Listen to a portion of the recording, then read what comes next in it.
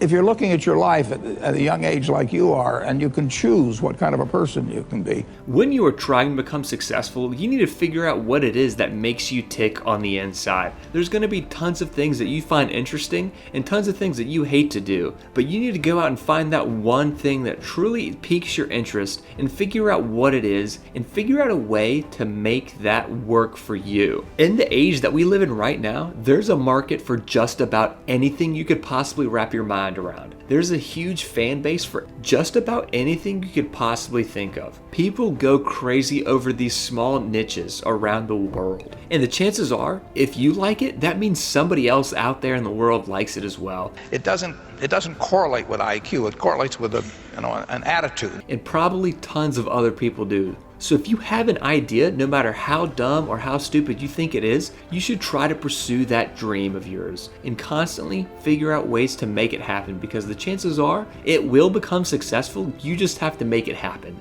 Other people aren't going to do it for you, and there's a chance nobody else will ever do it but you, because you're going to be that determined and that motivated to make this happen, because it's one of your deepest passions, and you're going to constantly and relentlessly pour time and energy and effort into achieving this goal, because you know in your heart of hearts it would truly make you happy in order to achieve this accolade and make the world a better place because you gave an idea. It doesn't correlate with IQ. It correlates with an attitude.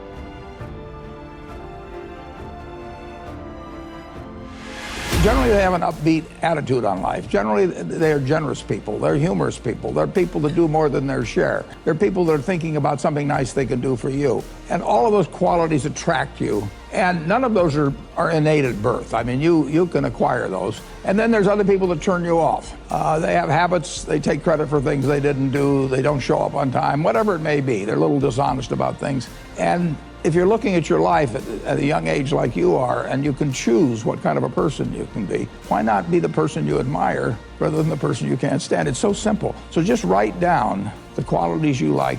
Take your 5 best friends. Why do you like them? And just write down those qualities. And you will find there's no quality there that you can't have yourself. And similarly with the 5 people you can't stand to be around, put those things down that turn you off about those people. And if they turn you off about them, why should you possess them?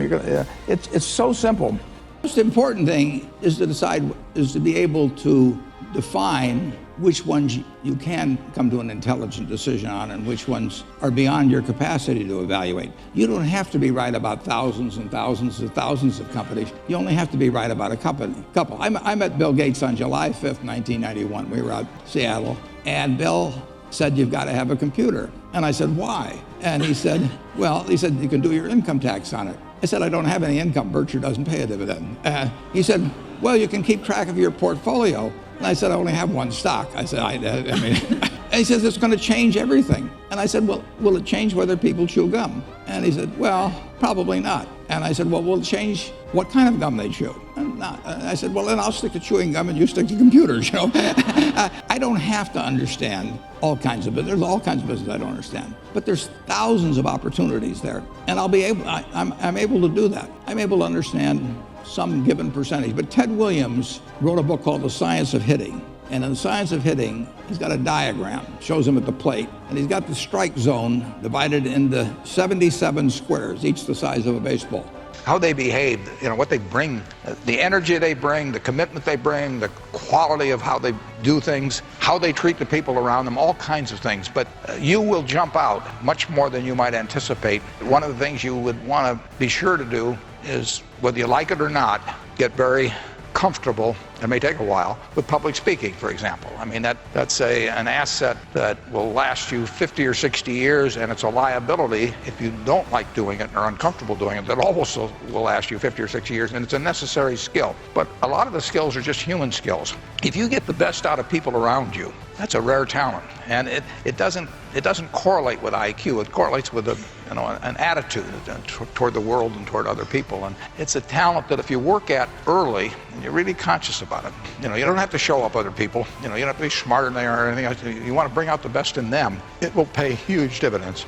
Yeah, normally I don't do that. I mean, in fact, I can't remember when I did it. We just go right into questions and answers. But I really thought that maybe we were giving a little bit the wrong lesson because all the questions would naturally tend toward current events. And so this time I went back actually to 1942 when I bought my first stock as an illustration of all the things that have happened since 1942. We've had 14 presidents, 7 Republicans, 7 Democrats. We've had world wars. We had 9/11. We had the Cuban Missile Crisis. We have all kinds of things. The best single thing you could have done on March 11th, 1942, when I bought my first stock, was just buy an index fund and never look at a headline, never think about stocks anymore. Just like you would do if you bought a farm. You just buy the farm and let the tenant farmer run it for you. And I pointed out that if you'd put $10,000 in an index fund that reinvested dividends, and I paused for a moment to let the audience try and guess how much it'd amount to, and it would come to $51 million now. Thank you all so much for watching this video. If you haven't already, please go ahead and like the video, subscribe to the channel if you're new, and let us know what you thought down in the comment section below.